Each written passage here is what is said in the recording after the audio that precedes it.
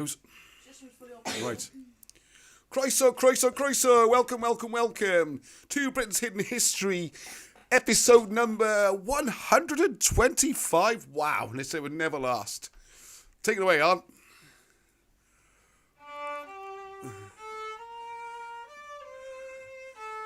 There's a bit of original music for you to listen to.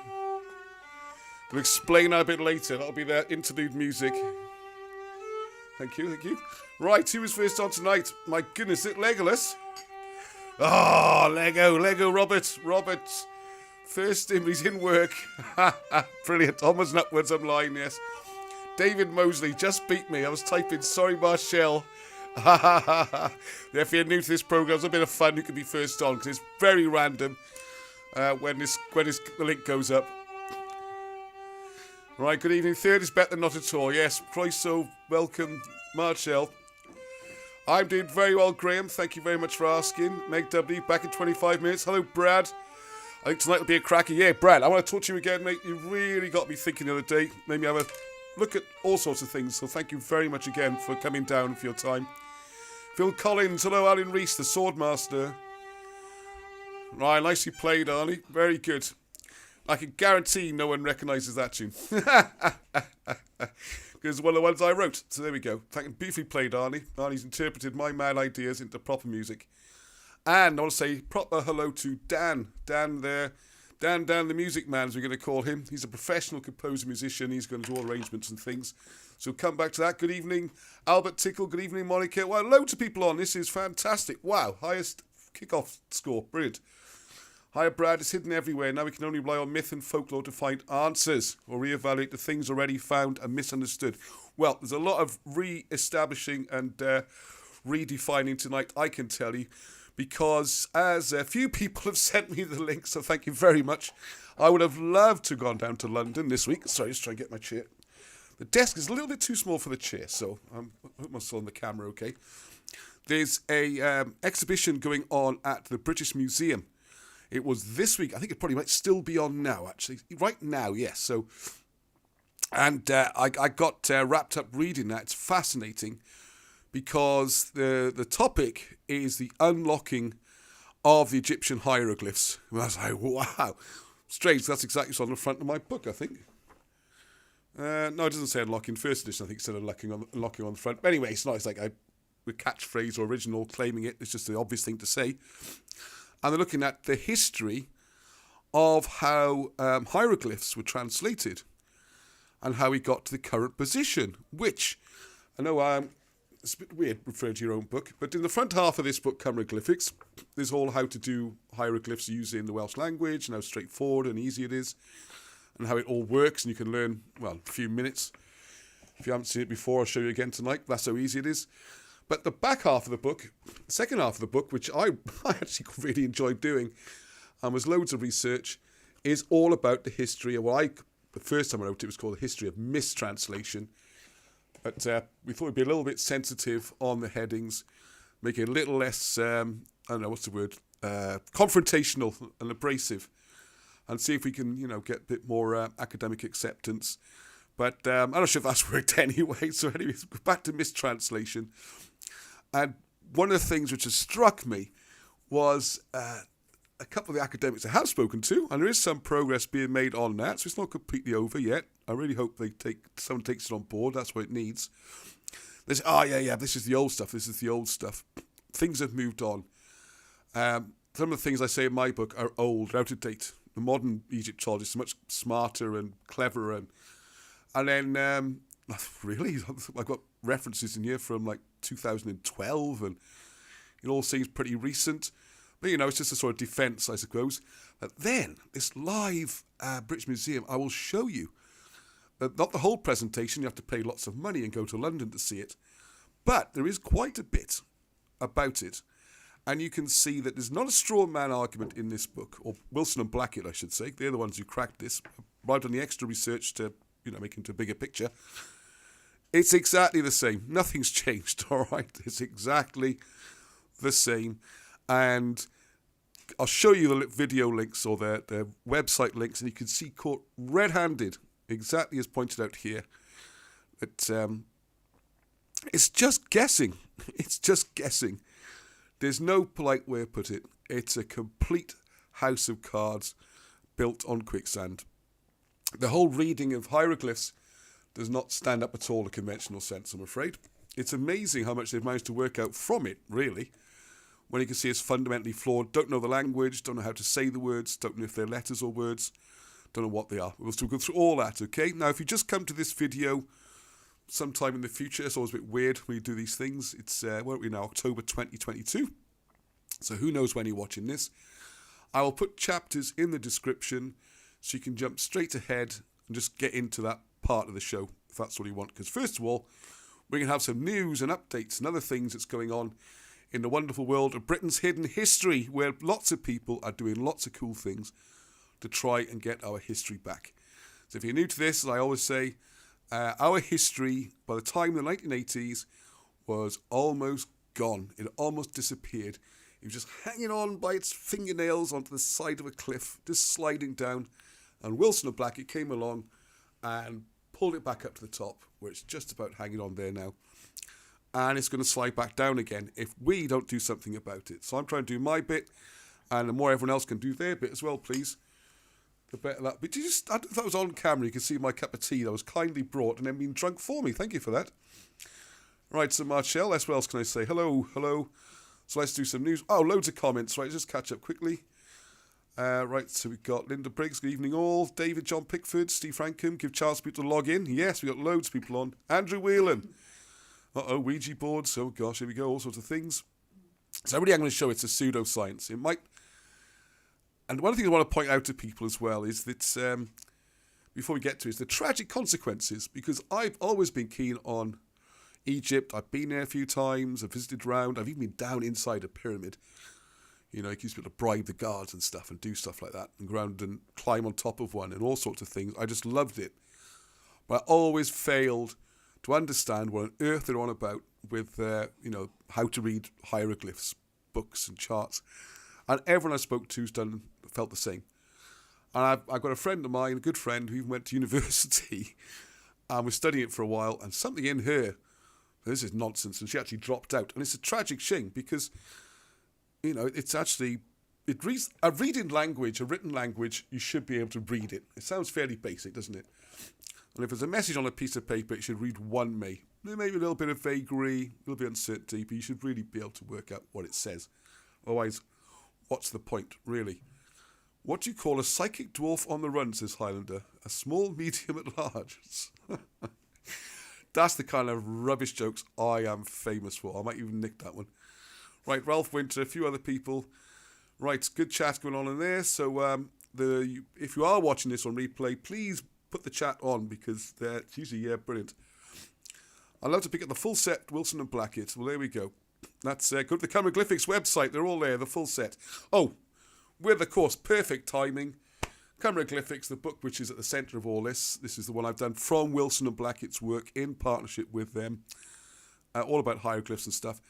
Temporarily out of stock because it's just been selling so well. But there is another print run coming from the printers, and it's due tomorrow, Monday or Tuesday. So maybe Wednesday, until the beginning of this week. So just hang in there a couple of days, all right? And get your orders in. Right, right, brilliant. Okay, what am I going to do now? Oh, yeah, that's right. Yeah, let's go and do the first half of the show, newsy and stuff. There's a couple of heavy things in here as well. Right, okay, so there's hopefully you can all see that. Let's just check that. Egyptology, pseudo-science. Yeah, that's telling you how it is, isn't it? Oh, my goodness. Oh, yeah, first of all, last Monday, if you remember last week, I mentioned me training it for a few weeks. The get-together with Lawrence, the Druid, it was brilliant. When Luke said he's putting in a marquee in the car park, I was like, oh, my goodness, we're going to freeze, and it's going to be hardly people, and it's a Monday night, not an easiest place to get to. The marquee was brilliant. As you can see there, the lighting effects. And they put this kind of, I think it was incense or something into the air. It's made a real nice atmosphere. It seemed to keep it warmer. But the main thing was it was packed with people. It was standing at the back only. People having to watch through the door and stuff. It was just great. I loved it. Lawrence on great form. I'm going to put some clips up from the evening, some sort of highlights if you like. Brilliantly to Luke and Grant, who set up the marquee, and you can tell these guys do proper musical gigs and concerts and things, because sound quality was excellent. Everything was just so professional. And Katie there as well, giving out there with a chai and helping. And all those people are involved. My heartfelt thanks. Wonderful. So that's the Silurian Folk Society. Silurian being a sort of Roman word, really, for the culture of southeast Wales. And there's lots more of those coming. I'm pushing Luke to do more. He's thinking do one a quarter. Like, do more. That's just my style, because I think they're fantastic. So look out for the next one, which I think is going to be a bard. All about bardic music, I imagine. So I'm looking forward to that one. I'll let you know nearer the time and advertise it. So yeah, come along. And there's another one here which I'm quite amused by this. November the 30th, just a bit of advance notice. The tickets are now available. The link in the description, as they always say. Jesus in Wales. I'm not sure if I like this title. I like it. What to think of it. Jesus in Wales with author Ross Broadstock. So it's not like sort of my spiritual journey or how I found Jesus or anything like that. Okay, it's about the grave of Jesus and how Christianity came to Wales first and then went on. If you're not aware of it, the book is Where Jesus is Buried. I've just edited together what Wilson and Blackett have written on the subject, and how you can see Christianity began in South Wales.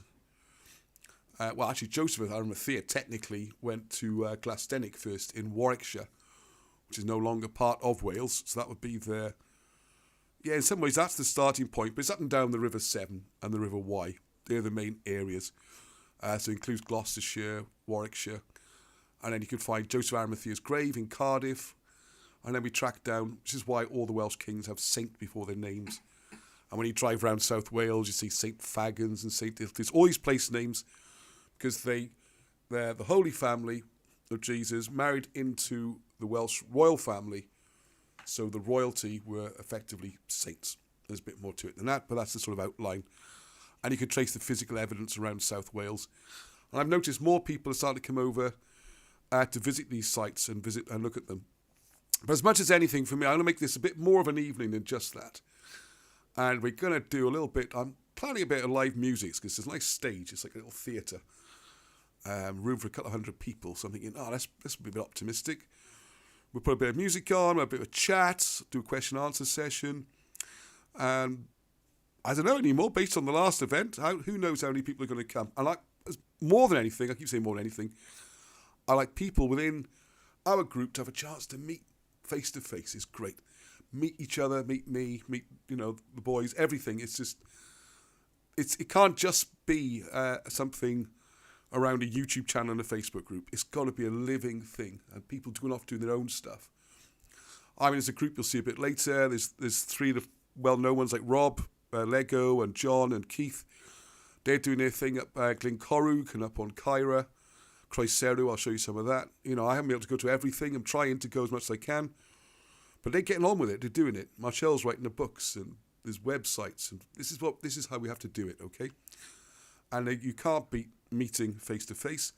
And I'm going to say a little bit more about this Glamorganwg indigenous people, which I think is a brilliant idea. Very, very interesting. When the right people come together, miracles can happen. So I'll just quickly give an overview. This is about you can pause it and read it yourselves. But the whole point is there is an indigenous culture and history in Wales. And it's been oppressed for hundreds and hundreds of years.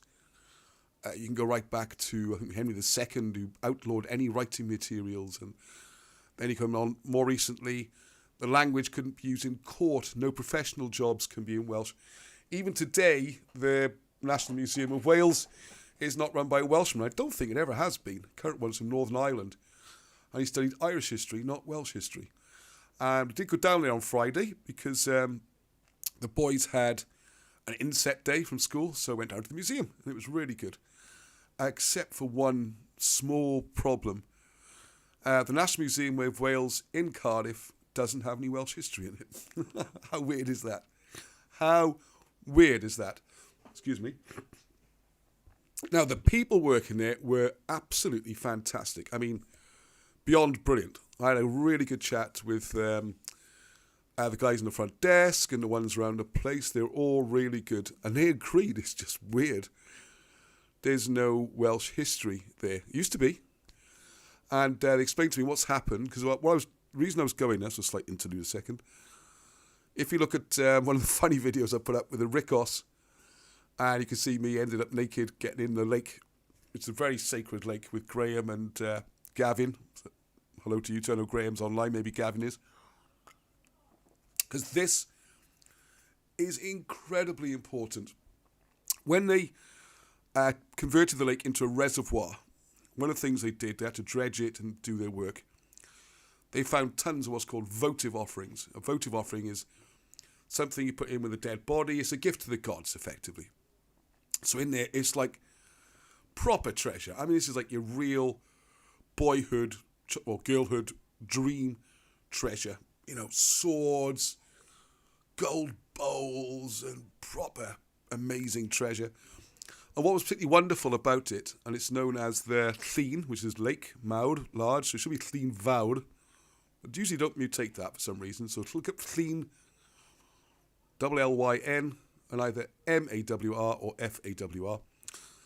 And you can see the treasures, fantastic. So I want to go and see them. And they're not there. So it turns out a decision was made at some point, I haven't researched into it fully yet, that all what they call archaeology, anything found like that, is no longer in Cardiff, it's in St Fagans, in the Folk Museum. And to be blunt, a fat lot of use that is if you've got tourists coming to Cardiff. Because they walk up to the museum, they wander around looking at dinosaurs, history of the world, planet stuff, Big Bang, how rocks are formed, how metals are formed, birds, whales, just natural history. Could be anywhere in the world. There's nothing Welsh about it. And then possibly there's extra reference to coal because of the coal mining history. So some recent history, but there's nothing really Welsh about that. That could be anywhere in the world, that museum. And then upstairs, it's all art galleries. And I'm going to do a little video about this and share some photographs. Because there's, there's a whole area for 17th century Italian artists and things like this, but nothing really Welsh about it. Apart from the Picton thing, that controversy which I won't get into this evening. So generally, it's incredibly disappointing. Now, St Fagans Museum is got reservations, should we say, about it. More than anything, it's difficult to access. I'm not quite sure how you get there from Cardiff without a car and knowing where to go. And I'm going to go down there, hopefully this week, and just see what they're doing with the displays. Is it visible? Because even the people working at the museum had trouble finding out where they were and how much was on display. And just in case I think I'm exaggerating a bit here, the Llyn Fawr hoard is so important because it has Bronze Age things and Iron Age. And it's considered to mark the crossover between the two eras. I would dispute all of that. But anyway, this is the official narrative. And as a result, it's this period between sort of Bronze Age and Iron Age is the Llyn Fawr area. I mean, that's how important it is internationally. So let's hope there's something good at... There's another example of where our history has just been suppressed and disappeared. So it is an Indigenous issue. It's gone on for a long, long time. And I'm sadly going to see another example this evening of another site being destroyed. And a little bit of hot water I try and avoid usually, but there we go. I think it's so important I have to say something. Right, how are we doing on here? I think we're probably, as usual, running slightly behind. No, we're okay. This is an interesting article. Thank you to Terry Baker. It's all about Colbrin. If you haven't looked, type in Colbrin, Kolbrin. Colbrin. Sounds like Colbrin, the ancient language. And that's probably not just a coincidence. It's there. Where have I put these things? Hang on, let's get to the right page. Yep, here we are. Right, so here's the web page. The link again in the description. You can read all this. There's lots and lots of it. But what it does, it talks about the background to the Colbrin, which is, just to let you know, it's two main parts to it. I haven't read the whole thing. It's a big old thing, all right? And studying it is like a subject in itself. The first part seems to go back to ancient Egypt and covers the migrations. This is why it's very important. It's like a history book. Migrations of Britons, the Cymry particularly, coming to Britain, ancient travel. And I would imagine it ties in with the Irish history, with the Erse. They were there at the same period. So it goes right back to this ancient history. And then it comes through, and then there's the second half is a lot more sort of religious and philosophical, as I understand it. Yvonne Whiteman is their expert. You can see me talking to her in a couple of interviews. And hopefully again soon. She hasn't been very well, so I'm sending you my love, Yvonne, and hope you get better soon, okay? And keep up the good work. It's very, very important. And you've got to keep well enough. Get your book out there. Get your writing out there. So you can have a look at that. This is an interesting article. So it talks about how the events are dated. We're talking very ancient history, and it goes all the way back. And so fascinating if you get a chance, all right? So have a little read of this link. I'll tell you more about it, and you might want to have a look more into it, because this seems to be... I will say a little bit about this, because the point about it is, it's always provenance. What have you got to show how old it is and where it came from, that kind of thing. Whereas the oldest copies of this are actually quite recent. I think like 100 years old, maybe 200. So people say, where's the ancient copies? Well, of course, the ancient copies have largely been deliberately destroyed, so you wouldn't expect to find any. So what they look at in this article is how the information was passed on, how we can try and verify it by comparing the internal evidence and the dates and how it compares to itself with the external evidence. I know Marshall Abrams knows far more about this subject than I do. He's probably written something in the comments, and be worth reading that. So, because this is the original history book of Britain. This is the point about it, if it is correct. And it does seem pretty convincing that it is. So have a look, and I'll do more on that soon. Right, thank you very much for this one. This is from Helen Bolton, I remember. Yeah, this is curious. One, I think... sorry, my brain's went down a second. Monaco like this. Because last week we talked about the migration. Some people go into Britain, some go into Etrusca, Italy, and going up from there to Raetia, sort of Germany, Switzerland kind of area. Well, Helen did some research and found there's a place called Cambolodunum. I did practice saying that. Cambolodunum, which means the fort of the god Camel. And I shall show you some more about this in a second. I'll tell you what, let's go straight to it. It's the best. So we've got Cambolodunum, and this Bangor University professor thinks it's the true Camelot. Honestly, I think you're Angie laughing. I'll show you. I'll show you the article. Show you this is what we're up against. You know how hard we have to prove everything, yeah? And where is it? Yeah, here it is. Every single inch has to be proven, all this. But it seems anything to move stuff out of Wales is just hilarious. So you've got the Wilson and Blackett's discovery, Camelot. Type Camelot in the search, you'll find it. You've got a whole history, how it's Caermelin, why it's called Caermelin, how Caermelin became Camelot, and that became Camelot. So he went to France and came back again. We got LiDAR of the hill showing the outline of where the castle walls were. You can still see some of the walls. The field on ancient maps is called Castle Field. It's in the right place. It's overlooking Cardiff. It's right next to the law courts of Raith, which is now called Roath. There's this mountain of evidence, okay? And it's just nonsense, all right? But this, for the BBC News, ex-Bangor University professor reveals the true Camelot, right? Oh, it's puzzled them for years. He's a mythical ruler, right? Well, if he's mythical, why are you looking for where his castle was? If he's mythical, it can't be a castle. It's a myth. Anyway, so we mentioned Carmarthen, St David's and Cardigan.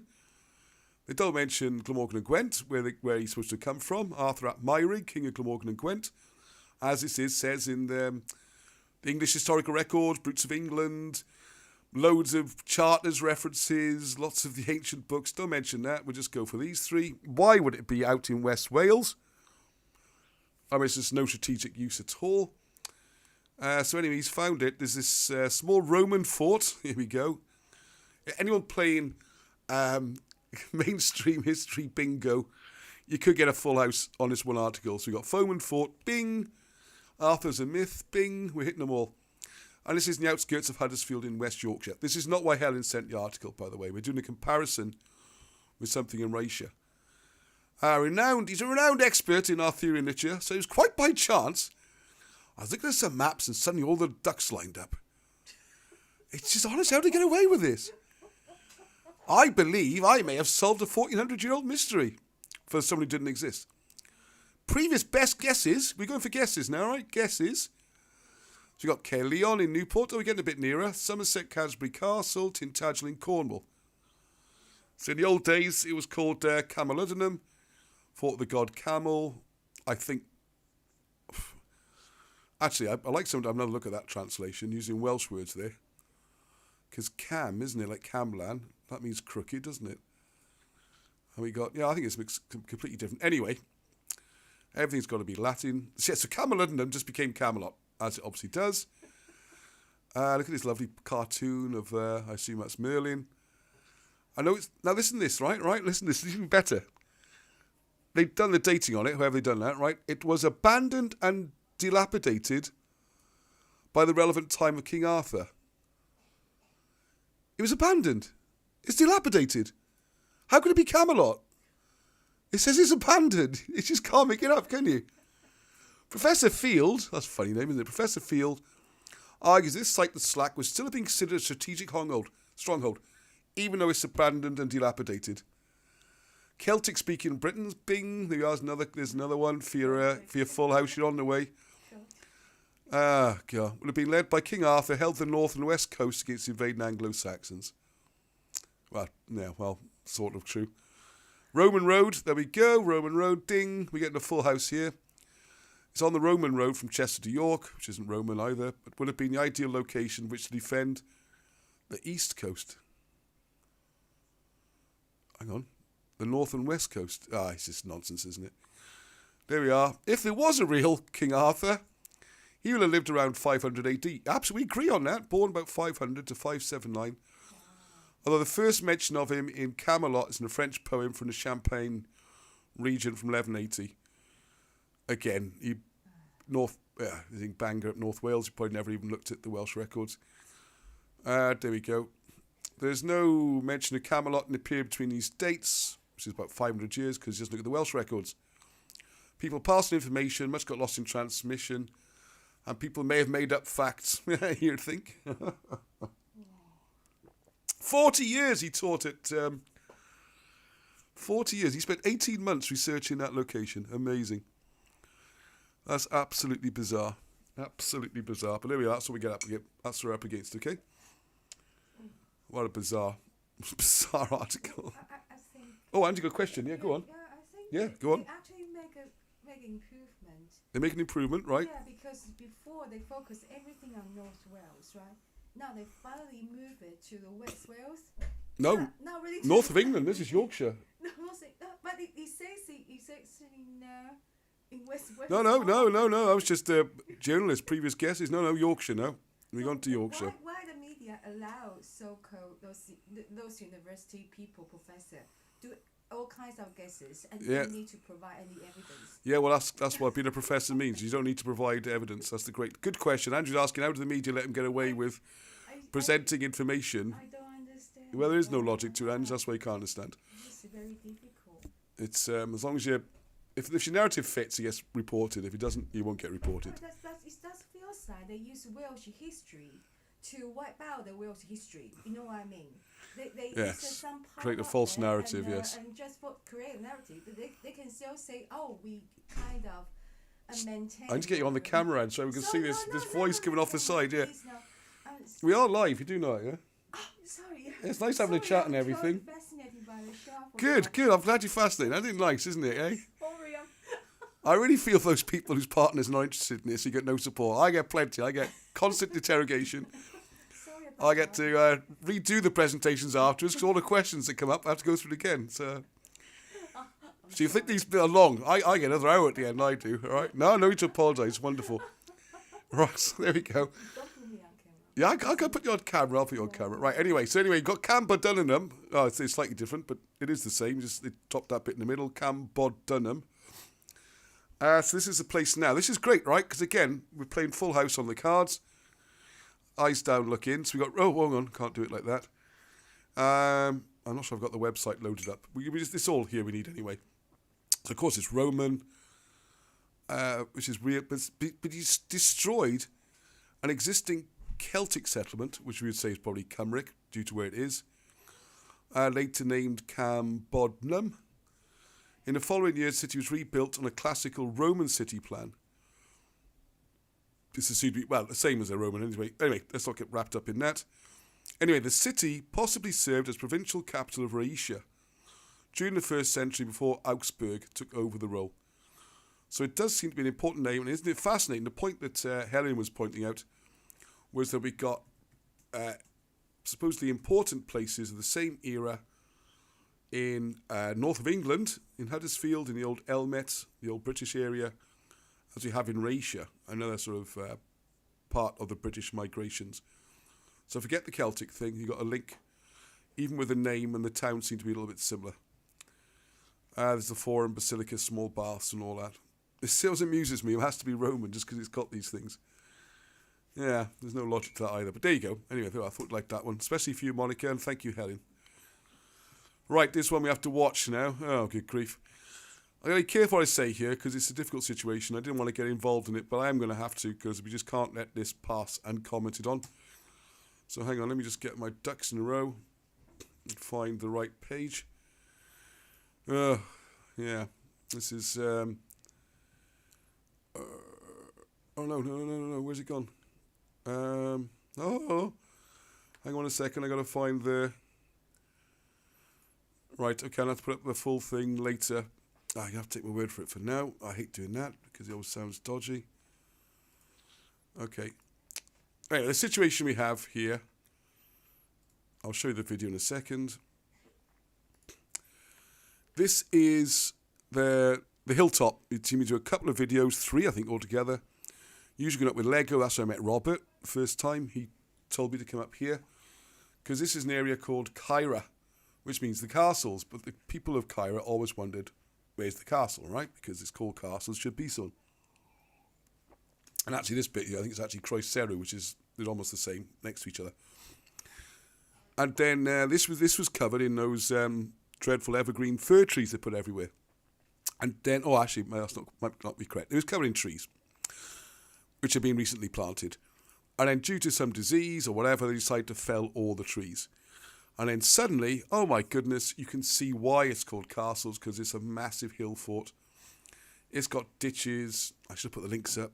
If you type in Caira, Caerau,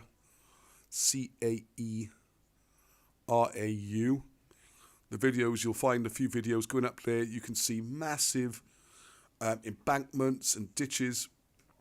It's a phenomenal site, okay? Now, more recently, someone called Keith, who made this, you can see created by Keith on the bottom there. Is it on screen? I think it is.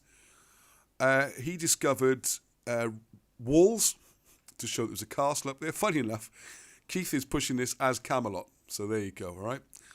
But it's definitely a hill fort. It's important because it's very near the battlefield of Baden.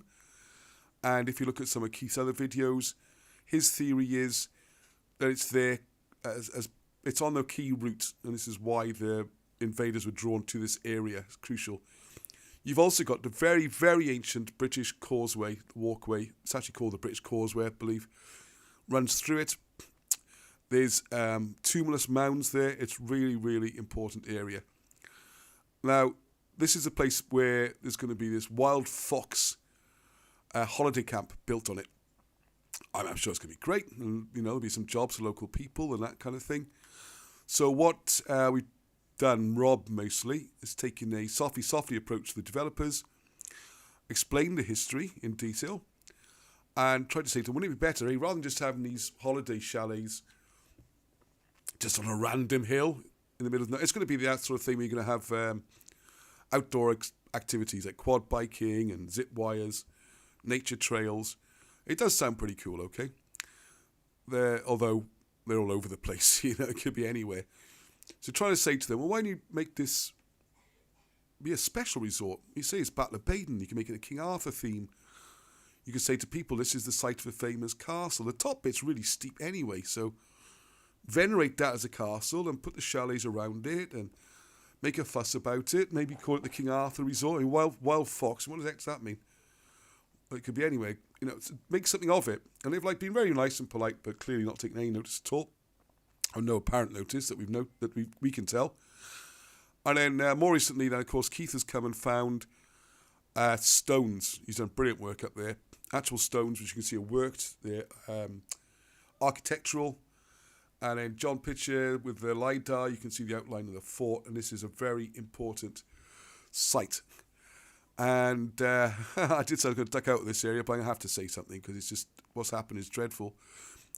If you go to the Neath planning, if you go to, hang on a second, see if he's got the link for me yet.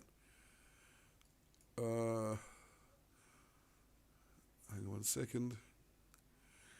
Right, when the original planning went through in 2018, there's something called there's conditions on any planning application.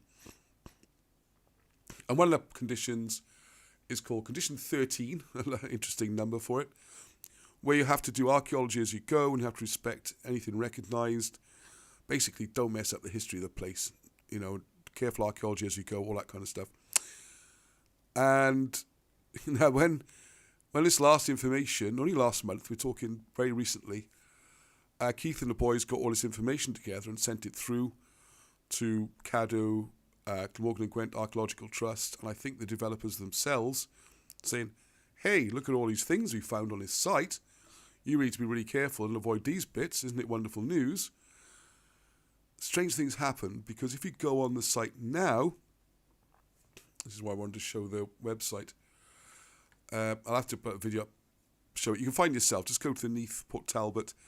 Go to week commencing September the 20th, or week ending September the 20th, only a few weeks ago. You'll find a new application has been made, 2022 application, and Clause 13 has disappeared. So instead of arguing about whether or not it's historical or not, and the burial mounds or the tumulus that are there, the castle that's there, the traces of more stuff, the ancient causeway, which is thousands of years old, one of the most important routes in ancient Britain, rather than having a battle about it and maybe just telling us a lot that, hey, it's a lot of nonsense, there's nothing historical about it, you're talking out your what's-its, they've just removed Condition 13. So it appears that they no longer have to do any archaeology or checks because the site has just been cleared. So this is, rather shocking. But who removed it? Well, we don't know who removed it, actually. We don't know what's happened, and we don't know how it's gone through. This tragically is the sort of thing. It's a very short video, as you can see. It's only 2 minutes 37. Hang on, go back to start, please. Please go back to the start. Okay. I hope it's not too loud. It shouldn't be. Hang on, let's just make sure. So it's what something to put together. A mock is also not on our historical institute. Sorry, I do need to go back to the beginning. How do I get back to the beginning? Come on, come back to the beginning. I'll have to refresh it. Sorry, folks. Still won't go back to the beginning. All right, let's go back. Hi, everyone.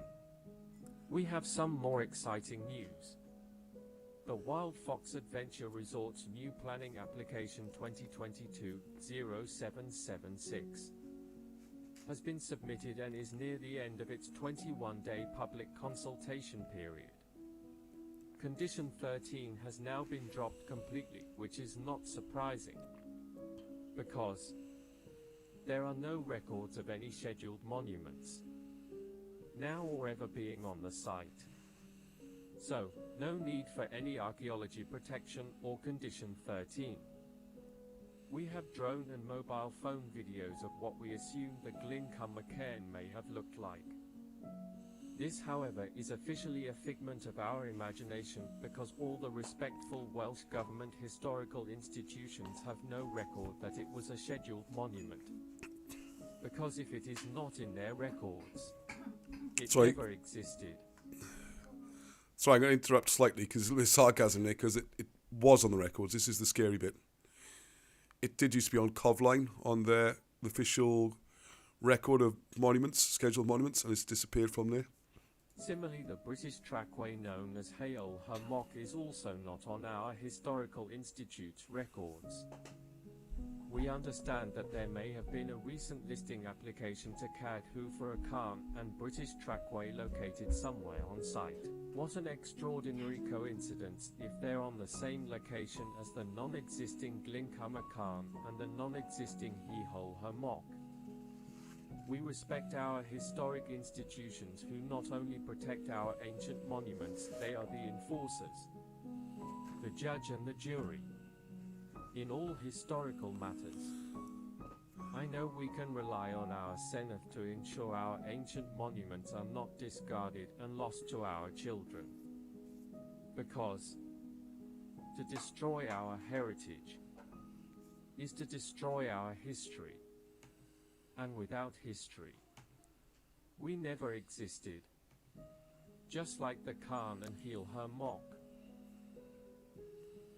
We are well on our way with our production of our video. Finding Camelot Pen Castle. But strangely we are constantly having to update its content. We are finding more information each day. We suspect the next couple of weeks will be explosive. Hey, that's what you get when you deal with King Arthur. Be back in touch soon. Bye.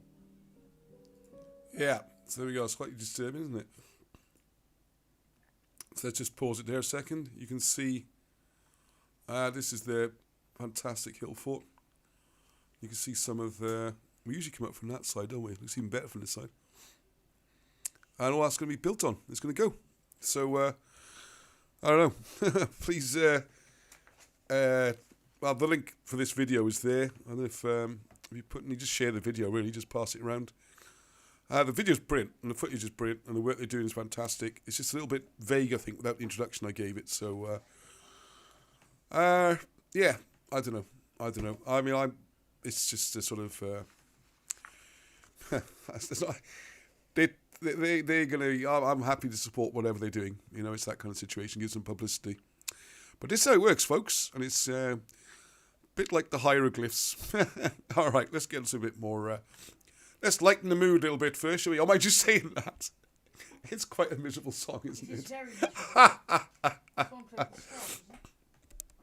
Oh, excuse me, sniffing. It's extremely rude, and I do apologise. What do I do now? This is like the half-time break. So I'm going to sing in a minute, so it's always a good chance to go and get yourself a cup of tea. We're going to do the Takes the Lonely Road, yeah? Come a bit nearer on, yeah. Because it's the violin. I want to hear the violin, it's good. It is a bit grumpy, this song, isn't it? Yeah, it's a bit moody. Oh, we'll have a sad song. Right, the start of the musical, I'm going to push this music on. I keep pushing it, right? So, is that it starts with the funeral of Tudric, who's the grandfather of Arthur ap Myrig. So, his father's Myrig, Myrig's father's Tudrig. He was a king. Now, I'll just say a little bit of history.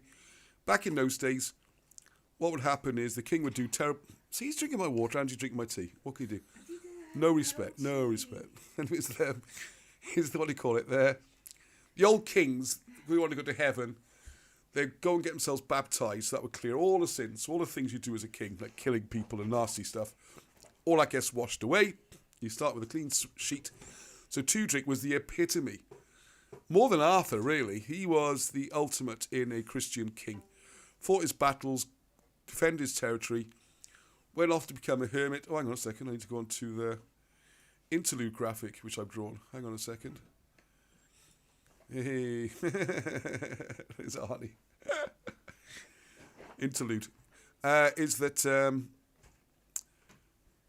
The battle then, Myrig was chasing some invaders, probably Gewisse. There might have been Saxons, but I think they're probably Gewisse. And as he's chasing them out to South Wales, and they're going to cross the River Wye. What? Yeah, you want to see me? That's why. It's just it's 3 people, too many cooks and all that. So when they got to the River Wye, there's a ford. That's the only way out the country, okay? So, Tudrig was warned that this army was coming, and they wanted to trap them, so Myrig could finish them off with his cavalry. So he got his old armour out and his sword, and the local people, the boys, old men, armed them up, and they defended this ford long enough for Myrig to come in and slaughter them all. But he got a fatal wound, and the oxes it's a bit more to it, but the funeral procession then, he wasn't really dead yet. It took him 3 days to die, apparently. They're dragging his body along, and he dies in the journey. And where he was buried is called Mathen, place of the king. And Tintern is the stone of the king, where he was living as a hermit. And to this day, you can see Tudrig's well, where the water gushed up, where he died in his beautiful churches and all that kind of. So this is like provable history as much as anything is. So it's the opening scene. You have to imagine darkened stage, and the monks are coming along with the coffin of Tudrig. And it's quite a difficult song to sing off cold. Go on, you're going to do us the introduction then, please. Okay.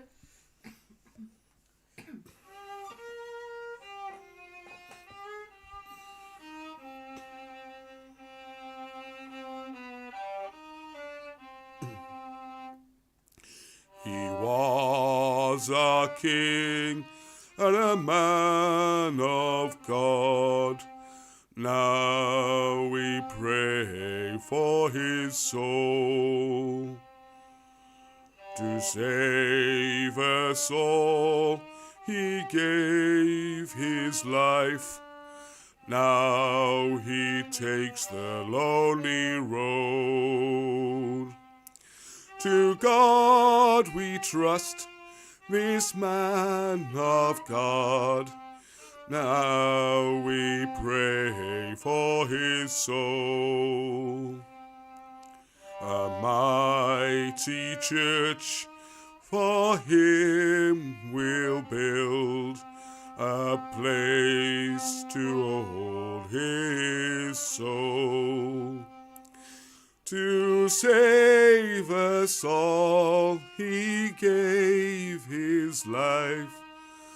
Now he takes the lonely road. Boom. There you go. So that's the opening part of the play. Okay, so you can bring the animals back in now. Thank you, Arnie. Lovely. You could not see the graphic though. Pardon? You could not see the graphic. Yeah, you'll see me. There's the graphic. There's you, Arnie. See you and me then. You see we're doing that? Okay, cool. There we go. Right, on to the main event. And the main event of the evening. All these people here you might recognise. So if you've got the book, you might know some of this. So take a different angle here. If you've got the book Hieroglyphs, even better. You can read the second half.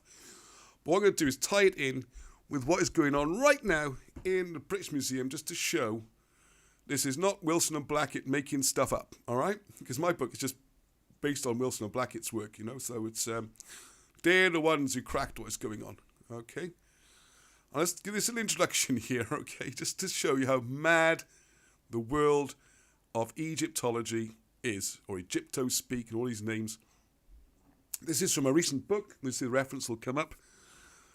If you've ever tried to do, am I blocking out the words? Oh, it's a couple. Sorry about that. If you've ever tried to learn hieroglyphs and wonder why it's, hang on, I think if I press that one.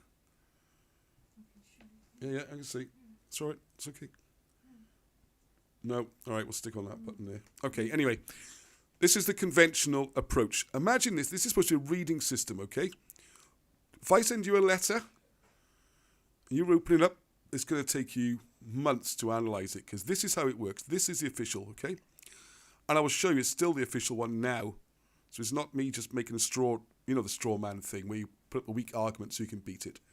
No, these are not my words, all right? So quote in here. To use modern terminology then, the hieroglyphs comprise a fairly small set of phonetic signs, sound signs, representing 1, 2, or 3 consonants. These are combined with hundreds of logograms, that is, conceptual or symbolic signs, sometimes known as ideograms, that represent whole words, coming from the Greek word logos, meaning word. You with us? Hang on, there's more. Many of the hieroglyphic signs function both phonetically, by sound, and logographically, depending on the context. The boundaries are not hard and fast. Hieroglyphs do not maintain caste distinctions. So that means it can mean one thing one place, and it can mean something else somewhere else. Moreover, with the pictograms, the picture does not necessarily convey the sign's meaning. A particular pictogram may act as a logogram in one phase and a phonetic sign in another. How on earth are you meant to understand that? It's ridiculous. We do this all the time, I think. Yeah. And if you read the work of Champollion himself, he was saying that, I'm paraphrasing slightly, but the same hieroglyph can have, see how complicated language it is, because you can have the same hieroglyph, can change meaning within the same passage, within the same paragraph, within the same sentence, and even within the same word. You can have the same hieroglyph appearing twice, and it means different things in that part of the word to that part of the word. It's absolutely ridiculous. How they got away with it, I have no idea. Right, so what we're going to do, look, is go to... Right, here we go. Right, it's just... this is it. Oh, no, I was reading it with great interest. That's why I was a bit late with the show, actually, because I was reading it again. So this is what's going on at the moment. The British Museum. Oh, wow, it's right until next February. Loads of time. I'll definitely get down there at some point. Hey, maybe it'd be fun if we did a group tour. We can go around together and decipher and show them what these various hieroglyphs mean and why they, why they're on completely the wrong track. I'm going to do this evening, with the help of the British Museum's own presentation, is show how they got on the wrong track and how they can't get off it now. There's another good one there. Right, okay, so let's look what we got here. So for centuries, life in ancient Egypt was a mystery. Hang on, that's misleading. The life wasn't a mystery. It was a mystery to us. Anyway, sorry, don't pick his. Right, we could only glimpse into this hidden world until discovery that the Rosetta Stone provided the key to decoding hieroglyphs. They put that right at the beginning, right? The Rosetta Stone still hasn't been properly deciphered. Okay? Not even close, actually. And the funny thing is that, as you will see here, the Rosetta Stone provided the key to decoding hieroglyphs. Two problems with this. One, they didn't decipher it. Champollion had no idea what Rosetta Stone said, and neither did Thomas Young or any of the early Egyptologists. More significant, as you see in a minute, they didn't realise at the time that they only had a portion of the Rosetta Stone. According to the British Museum, there's a lot more which you couldn't see. So that's quite a recent thing. So how did they translate? They didn't have all of it. Anyway, this breakthrough expanded our understanding of human history by some 3,000 years. Right. Anyway, so marking 200 years since the decipherment of Egyptian hieroglyphs, because Champollion supposed to have done this in 1822, this major exhibition takes you through the trials and hard work that preceded and the revelations that followed the groundbreaking moment. So we're going to talk about that moment and how we got to it. Because the hieroglyphs, not just beautiful symbols, represent a living spoken language. From romantic poetry and international treaties to shopping lists and tax returns, the hieroglyphic inscriptions and ancient handwriting in this exhibition reveal stories that are fantastically varied. As well as an unshakable belief in the power of the pharaohs and the promise of the afterlife, ancient Egyptians enjoy good food, writing letters and making jokes. Now remember, this is, as you'll see, this is all conjecture and guesswork. I know it's a lot taken at first, you think that's ridiculous. I think after watching this, you will be convinced. The show will chart the race to decipherment, from initial efforts by medieval Arab travellers, so I'll be going through all this, Renaissance scholars, to more focused progress by the French scholar Jean-Francois Champollion, and England's Thomas Young, who you will see featured heavily in the book. There's Cracking the Crowd, how you did it, and then you'll see the cartoons of all the people. Hang on, let's get those two, and there's a whole chapter on Young and Champollion, okay? So story, as introduced to me by Wilson and Blackett, and I've done a lot more research since to make it into the full story, is the same story that they're telling, all right? This is not nonsense coming from this book. So using inscriptions on the very objects that Champollion's and other scholars studied. This immersive exhibition will help you to unlock the world's oldest civilizations, right? So you can buy tickets. Now, this is the one I thought was interesting. How they would decode a timeline to decipherment. Hang on. This is the one I've read so far. Oh, I haven't read that one. Oh. All right. Oh, God, let's have a quick look. Come on. Always a gamble doing things live. Never do your practicing in public, my father always said. But I feel pretty confident on this subject. Right. Till 1799, the Fort Rashid Follow the story of how hieroglyphs influence new languages and all this kind of stuff. All right, there's an example there. That's quite a nice one. You see at the head of a lion, for example. Penllw, which means chieftain in Welsh. Head, lion, Penllw. You got he is. This is the lineage to keep. This person keeps the lineage. Oh, that's the old Dowley. Oh, I can't remember off the top of my head. You are the chief anyway, and whatever the... Look that up in the dictionary, it takes 2 seconds. Okay, sacred carvings, the rise of Coptic. Again, supposed to have started 100 BC, which is 2,000 years after they started using hieroglyphs. So why would they be in Coptic? The language is 2,000 years too late, okay? Not that anyone can properly read Coptic. We'll get on to that as well a little bit. It's what's called a resurrected language, where some in the 16th century thought they knew how to say it and how to use it. And it's Stoisa Kircher, and he just brought it back. So no one can confirm or deny he's correct. It seems very unlikely. All right, so we're going to go all this kind of stuff. We're going to go through all this. Oh, actually, it's quite good. Oh, sorry, that's why I get distracted now. These are all little great symbols, yeah? So this is the balance. So you can see the balance of life. And there's the horn. See the little horn in there? This is the path. You keep the path safe. The balance of life, you keep the path safe. It is the season once you get the hang of it. And to keep the certainty, the gift. This is the knot. Sorry, I'm rushing. I'm not going to teach hieroglyphs tonight. I'm just getting... This is a great one. Because this goes around the outside like a negative. It's Nadir, the snakes. Nadir, na, not. You are of this place. You are not of this place. You're immortal. You're a god or something. So that's how you read sentences like this. It's brilliant. That represents the significant person. There's the onga, the spear.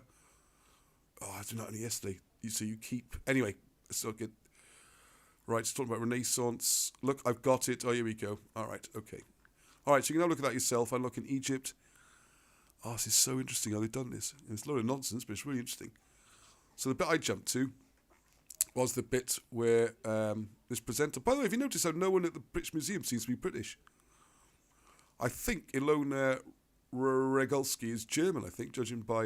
she does mention in the video you can watch that English is not her first language. I think she's from East Germany, I think. Right, okay. So let's get in for a bit of story time now. And you can see there, this is 11th of October 2022. So those out there saying, hey, it's old news what you're talking about in your book. This is, 5 days ago, right? Can't get much more recent than that. The story goes, on 14th of September 1822, the gifted French philologist, someone who studies languages, Jean-Francois Champollion, visited his brother, thrusting notes into his hands and gasping, "Look, I've got it." He actually said in French, "Je tiens mon affaire, voir." And he claps in a dead faint. Oh, that was my good French there, yeah. His notes had formed the basis of the historic letter to M. Dacier, we'll meet him as well, Secretary of the Académie des Inscriptions et Belles Lettres. Oh no, I've let myself down there. The key to the breakthrough. All right, here we go. And you're going to see now what I consider to be, I don't want to get taken into legal trouble, but I mean, if it was in another field, apart from academic field, this would be called fraud, okay? So Champollion's public reading of the letter on 1822 marked the birth of Egyptology. Correct, it did. In the letter, Champollion outlined his findings on the decipherment of Egyptian hieroglyphs and the reasoning behind them, which is fascinating to read. With his conclusions in hand, scholars could finally translate the records of a civilization adventured for thousands of years, except he couldn't translate anything. It's a slight drawback. So I'll be showing this graphic in a second. You can see where I got it from. Whoop. Now here's the important thing. Recreating the signs, not to read all of this, but you can read it yourself. This is very important. We come on to this. This is the cartouche of Ptolemy. And this is what threw them down the wrong track, that they're still on the wrong track to this day. Because Thomas Young, I don't know how he did it, somehow he worked out this said Ptolemy, or Ptolemese. It's a proper Greek, not English. It's not Ptolemy, the P is pronounced Ptolemese. It's a Greek name, and that's the Greek pronunciation. Somehow he worked this out. So he says this must be a P, T, o, le, m, s, s. No, sorry, double E. You call that E. You change it to a Y. It's actually e. And that's a cloak, se. They had no idea why it said this. No idea at all, okay? And we'll show you a bit later what's called a Champollion comparison, where they compared different, these are called cartouches, and said you can see the similarity between that one and that one and that one and that one, therefore they must be the same, therefore there's a consistent system available. All right, so what we know with hieroglyphics is each of these are words. These are words. This is a sentence. And it's a very clever sentence, because the problem the Egyptians had when the Greek or Macedonian people took over, they had foreign names that they couldn't spell or write normally. So they had to use acronyms, like you have NATO, North Atlantic Treaty Organization. So if you found a cartouche like this, and it said NATO, say 1,000 years in the future, it's just got NATO, you go, aha, this N symbol always represents a N. And this symbol, letter A, is an A, and a T, and an O. Therefore, this is NATO. Well, yeah, it's called NATO, but you missed the whole point. The whole point is that N is one of many words that begin with N. And you have to know that it's North. And you have to know that it's Atlantic. It could be any word beginning with A. It could be an apple. It could be anything. But why, it's a NATO and a T, Treaty Organization. So in this situation, you have to say, well, if I was going to do NATO as an Egyptian cartouche, what symbols would I choose? It'd be really difficult using the English language.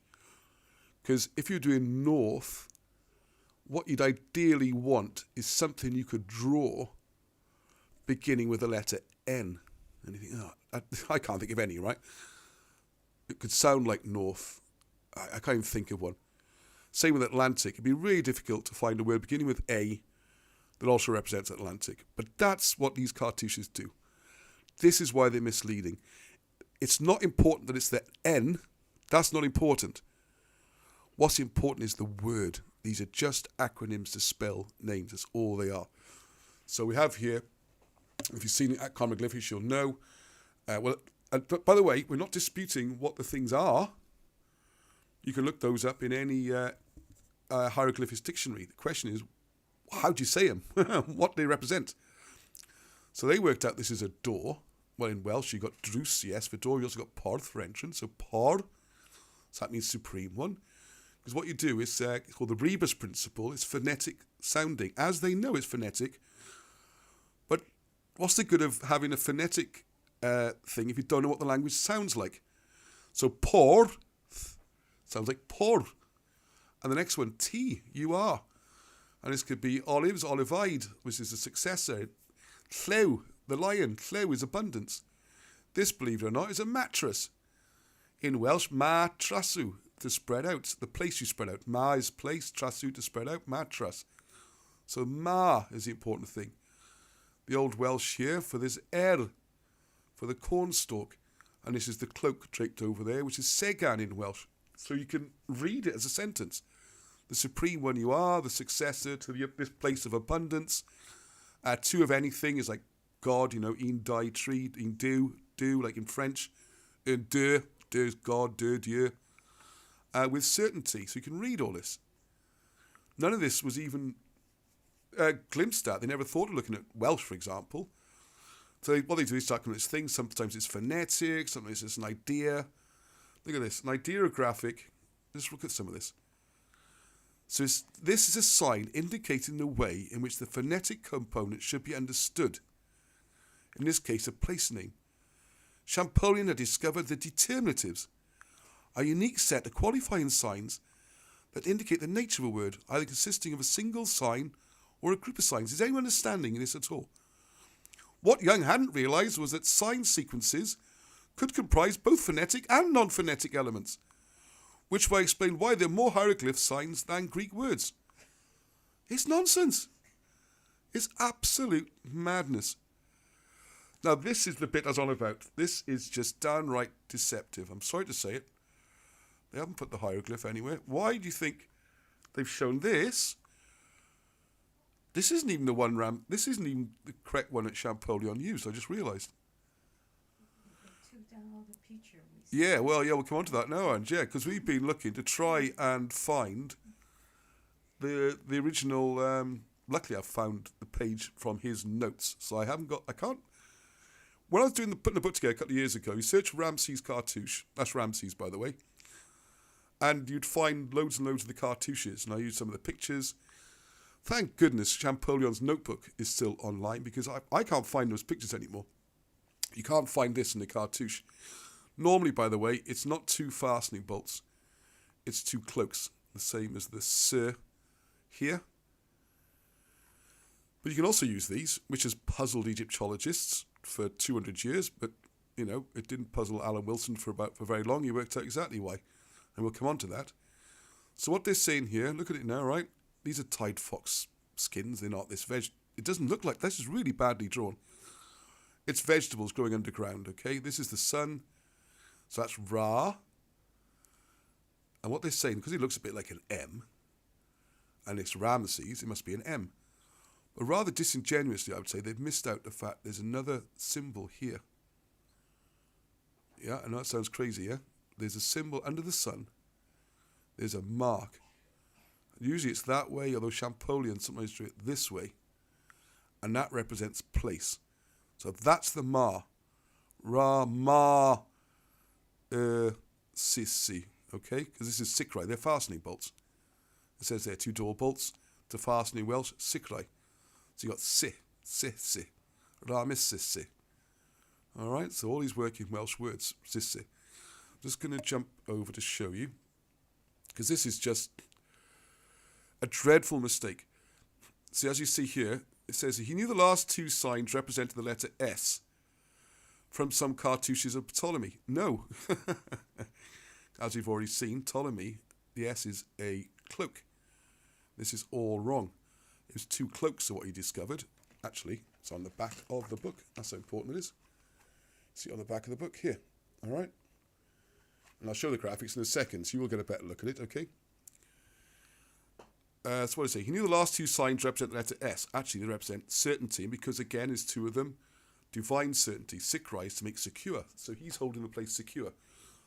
If you put them, there's not a difference. If you put the cloaks, you get Ser, which is like the root of the words like Seren, star. I wonder if Seren's watching tonight. Seren. And lots of other SE words which represent like eternity, unchanging. And Sikrai is like secure. So they're very similar, but they're almost interchangeable. There's a slight different inflection, okay? But both is important. Right, so what they're saying here. The sun represented the word Ra. Well, in Welsh it still is, although we say Erai. Erai, I is how you pronounce it in Welsh. It's Rai, Ra. It's just a modern thing. It's still Ra, the sun in Welsh. How it's been presented has changed. It's been sneakily twisted a bit. But it's still Ra, actually. Erai is what people say, but it's Ra. You can see it's spelt that way as well. Y-R, then the H-A-U. Right, so anyway, so a much later version of Egyptian language, despite the unknown middle hieroglyph, Champollion went R-A something S-S, R-A something S-S. Ah, it's Ramses, I have it. And that was it. Seriously, this is the basis of all Egyptology. And don't forget, there's no mark under here, right? I feel like a magician showing a trick. It's that bad. All right, hang on a second. Let's go from current slide. So here is Thomas Young and Champollion. It's my drawings of them. There's no copyright infringements. This is Champollion's...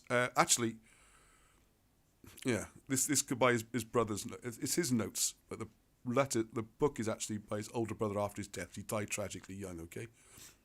So one of the problems you have here is they don't know what to do with these things. So they think all these represent letter A, represent letter B. They got, gamma, delta, epsilon. That's a weird one. That's like a double D in the old Welsh dictionaries. And what you'll find is you get the same symbol there and there and there. It's just repeated because it could mean this, it might mean this, it might mean this. We got the basket here, it's up on C. It's also down here on K. The cobras appear. It's just guessing. It's just guessing. There's the M for the mattress. Ma in Welsh, you see. That should be a CH. You got that in the wrong place. The guy, you have to remember, he had no real formal education as such. There was no subject of Egyptology. He dreamt it was Coptic when he was 11 years old. He had a dream when he was 11. That's the basis of Egyptology. You say this to people, they think you're mad. It can't possibly be true. I can see it on the screen. Oh, shoot. Thank you, Ange. Sorry. Huh? It should come up now. Hang on a second. Sorry about that. Thank you, Angie. Are you waiting? Yeah, come on. It should be on the screen. We've got a massive lag tonight for some reason. Oh, yeah, sorry about that. I do apologise. All right, so this is some of the original notes, as you can see here. So, we've got all these different possibilities. As I've explained, yeah, you can have... if you go in the dictionary, how many? We've got a good few pages of words beginning with A. So if you want to spell a foreign name, or your name, good fun. You see on the books, I got Rossi. Speaks with certainty. You can have great fun doing it. Because as long as you get the sounds right, you got a lot of choices, which is why they get confused. Why they use this there and this there. And we'll come on to some of that. So this is the book, original book, if you like. Now look in here. I've blown up. This is his notes. This is his original notes. And there it is, look. Oh, hello. What's that doing there? Why is that mark there, which he's just ignored?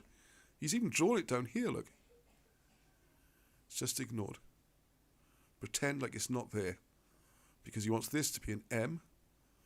And Sisse, Ramsisse. So he just ignored that. Alan Wilson spotted this. It's a complete cheat, okay? What if that's ma, as it is in Welsh, the place, the mark, ma. If it's followed by a vowel, you don't bother, you just say ma. And this is and Sisse. See? Notice two of the cloaks. All right, hang on a second. Go back, just to remind you. I feel like a magician revealing a trick. They haven't got the two cloaks here. This is not what Champollion showed. Where's the mark gone? Why aren't these cloaks? It's been changed. And this doesn't look anything like the drawing he did either, okay? A second, let's go back. See, as you can see, it's not foxtails at all. This is might be vegetables, which is a venom in Welsh, and gives us the sound. So we've got the two cloaks here. So one of the questions he's immediately be asking themselves is, so why is it cloaks in some places? And if I'd take their word for it, they found examples of Sikrai and others. Why is that? Why can you get away with both? By the way, just so you know, there's no such thing as... this is where, unfortunately, what you would call... what do you call it? The non-alternative history and all that kind of stuff, because a lot of their theories go out the window as well, which is rather sad, you see. Another example is a little cheat going on here, look. This is Cleopatra. So again, we got the Conglythe, the cornerstones, that's our Ka. Again, the line is consistent, Claire. This is, well, that's actually badly drawn. That's a little bit missing there. That's the reed again, that's the S sound. Big clue for him, sometimes it's not there. There's loads of examples. This is Cleopatra, by the way. Well, that's not there. Because this is a lion, it's Claire, le. So you don't need that. If that's not there, it reads exactly the same. Sometimes they put it in, sometimes they don't. Seems to be in a preference of, so sometimes it says, the cornerstone of greatness, he or she is, or cornerstone of greatness, the successor to the power, and you can read it. And a crucial one here is they know this is a duh, because of Alexandros, and that's a hand. It's usually a flat hand like that's threatening. It's durnio. It's to threaten. To chide is the old Welsh word you find, or the old word in the old dictionaries. And that's the mouth. Well, that's to roch, to proclaim. So you threaten and proclaim. You rule the country. You are the ruler. And that's so powerful, they use a D instead of a T. Because normally Cleopatra is a T. Disastrously, Champollion, desperate to make this work. You can see it all on this one page. This one page says everything you need to know, really. I mean, there's lots more, but everything you need to know is here. First one is, he's gone, well, why is it a D instead of a T? It's definitely a D in Alexandros. We know it is. Well, he kind of thought he knew it was. Because a T here, I know. What it means is, it can mean, you can have one sound in one place, and a different sound somewhere else. That's it. So from now on, it was free rein to Egyptologists and professors to pretty much call a hieroglyph whatever you like. It doesn't matter if it's something else over there.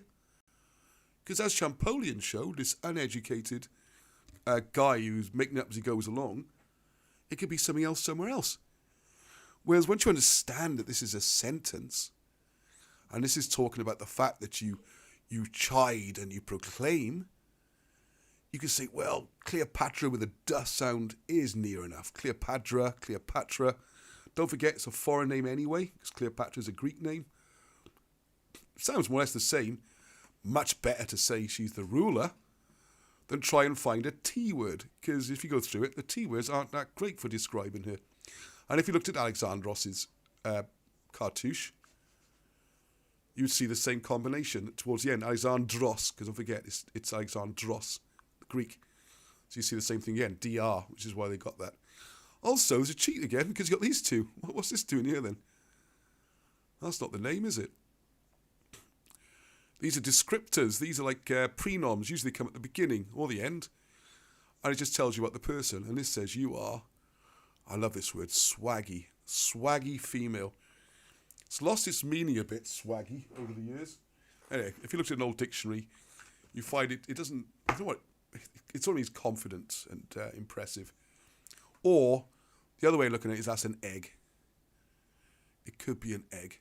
Because soigis in Welsh is, when you used to get the, this sounds a bit weird now, but you get the wheat or the barley to make your beer, and it puffs up, and that's called soigis, which is the same as a swaggy woman. So it could be a drawing of that. And don't forget, they did a lot of brewing of beer. It's not like us, we just buy a pint down the pub. They made their own beer, so they wouldn't know this. Or it's an egg, which again then comes into being the female, you know, the continuation of the line. So it's important, you can't just ignore these things. And here's Ptolemy's again. Says they just call him for Ptah. Whereas Por, if you look at the Greek pronunciation as well, Por in Welsh for the supreme one, Por is correct. Por ta olemes. He's put two E's. I don't know why they put a Y now. It's still in, like, you spell cheese with a double E. There's not a Y in the middle, is it? And it's Ptolemys, because it's an SE sound. And there's no Toothmost this week, unfortunately. This is where people get a bit upset, because like, they like things like that. Ptah, we'll see in a minute, Ptah was just made up, quite shockingly. So there we go. This is how it was to hieroglyphics. So you don't need to say the A, like you do in modern French today. Like you don't say, oh God, French word beginning with a vowel. I can't think of any. L'hotel, there we are, hotel, that begins with an H, but it pretends to be a vowel. So you don't say le hotel or la hotel, it's l'hotel. You drop the vowel on the le. The same here. That A would get dropped. It says ra, me, se.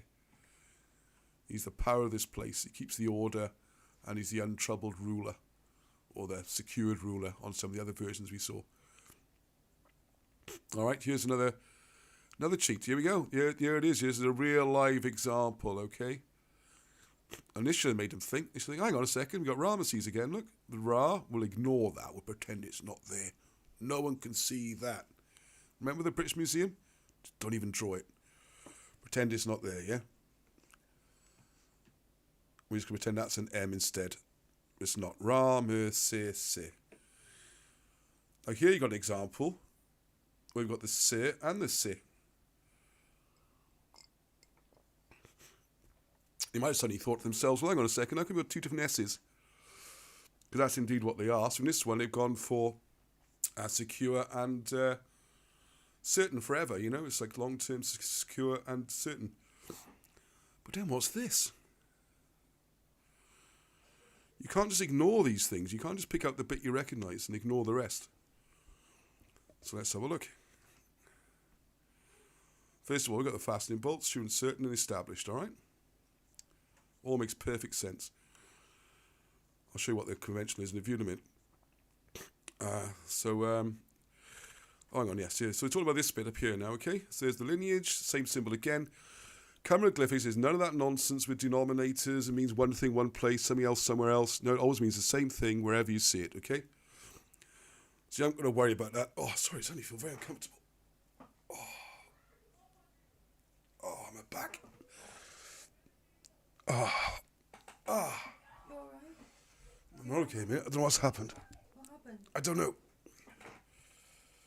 Should I give you some hot water? Sorry, folks. Just going to stand a second.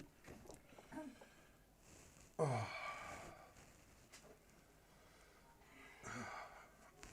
I don't know. I feel very well. Oh no. Should I call ambulance? Hang on, I have to pause a second and come back to it. Should I call ambulance? Sit down. What happened? Can you stop the broadcast a second? I don't know. Oh, the boys! All right. Just stop it. Go to Google and turn the thing off. Huh? Just switch off.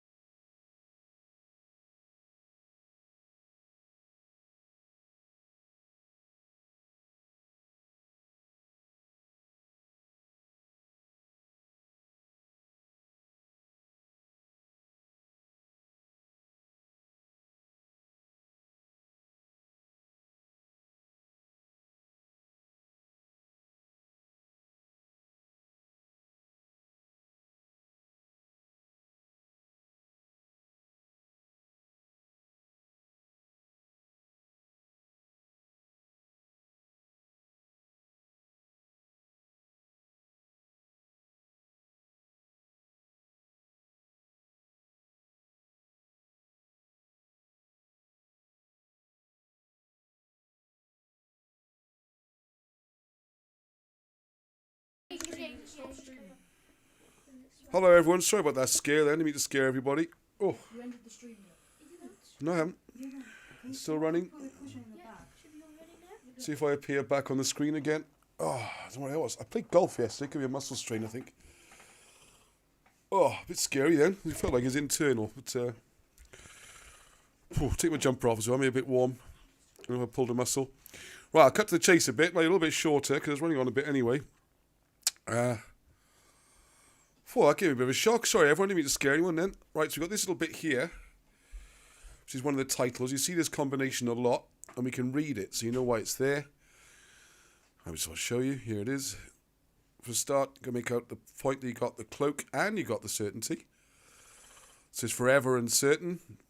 And then we have this thing there. This is the lineage to keep vigorously. So there you go. You can find these in the sort of titles section of the book. Just a quick one here. How do we get the name Ptah? This will shock you. This is the symbol that's commonly called Ptah, right? Now we know we come hieroglyphics. Supreme when you are, Pth. And this is their, I think that's Sikhism, it's their vigorous again. All they have on the conventional is PT and H. Because remember, there's no vowels in the conventional one. I know Alexandros is full of them, Cleopatra's got 4 or 5 and all this kind of thing. So they have the problem. How do you pronounce PTH? This is going to shock you because everyone thinks Ptah is like a proper name. It's well known, ancient, not at all. This is a quote from Budge, who was the #1 guy at the British Museum up until about the 1930s. And there's longer full quotes in the book. It says, now it is impossible to pronounce this name. How do you say PTH? Pth or pth. Without adding one vowel at least, but there is nothing in Egyptian to show what that vowel must be or where it is to be placed. So what do you think they did? They made it up. So in the case of pth, the Greeks supply the vowel and suggest Egyptians pronounce it something like Ptah. It's completely guessed, invented. Whereas in hieroglyphics, we got portis. And it continues. In many translations of Egyptian words, I've added the letter E. Just sticks it in. Not because I think it represents the vowel the Egyptians used in those places, but merely to make the words pronounceable and therefore easy to remember. They just make up the vowels. It's the the whole thing. So you have it in Welsh then, supreme when you are vigorous and brisk, or you are the vigorous supreme one. You have to allow for the Welsh syntax. So how do we get to this madness? I'm going to fly through this now. This is the real history translation. The one I mentioned earlier, Athanasius Kircher. He decided he's going to resurrect Coptic. He was this sort of spy master type. He had people all around the world bringing back information for him. An amazing mind. And he was the mass publisher of his day. Mass propagandist for the church, really. So he revived it. I'm looking through. It's all in the book here. So I'm going to have to run through this. He spotted the cartouches. Banks is wonderful. You want to read about Banks. You can read the letters going back and forth. This is all in the book. He's supposed to have done the demotic alphabet, except that failed. I'm going to get back to a little bit more, though. The man who cracked the hieroglyphics code is Thomas Young. Hang on. Rossellini. Hang on, there's more to come. Samuel Birch. I was going to read lots of stuff out of the book. I think you have to excuse me. I'm really not feeling too good. Oh, I think it's a muscle strain, though. Don't worry. And here's Wallace Budge. Made the massive dictionaries. And I come back to this, and this is one thing you'll find. And the exact meaning of many words is unknown. This is in the front of the dictionary, okay? So it's still the standard work that's used. And can only be guessed at by the context. In some cases, the context makes the meaning of an unknown word comparatively certain. In others, especially when no probable Coptic equivalent is forthcoming, it does not. And then any meaning suggests is little else than the result of guesswork. And that's how it works, folks. In many cases, then, the English words that are set down as translations in the dictionaries of rare and difficult Egyptian words must only be regarded as suggestions as the probable meanings. And I'll do a separate video looking at this comparison. You can see there. See, it's a T in Cleopatra and it's a D in Alexandros. And you see lots of mistakes which don't work and don't fit. You'll see this DR goes together there and it goes together there. Well done, Wilson and Blackett. And I'm awfully sorry I have to call it a day. I hate doing this. My favourite subject in many ways, and I was really looking forward to it, and I'll come back to it, okay? But you'll have to excuse me, and I have to stop it. Oh, my goodness, I think I must have pulled a muscle yesterday. It's okay, Angie. I've just pulled a muscle. All right, it's okay. It's okay. Graham Angie's says panicking. He's going to send some CBD cream. All right, thank you. I tried to find some CBD oil now. Okay. Yeah, and just to show you just quickly back onto the British Museum, you can read all of this quite easily. And there's a couple of things I want to show there where it wasn't quite working and that kind of thing. All right, I'll leave the comments on for a few more minutes so people say goodbye to each other, and I do apologise. I have to say good night. I'm okay. It's all right. Not trying to worry everyone. All right, till the next time. Heddwch.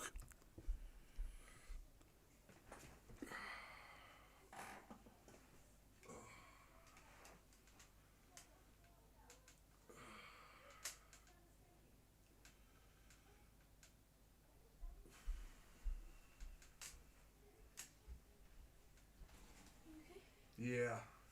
Jen, Yeah, I just had the street on.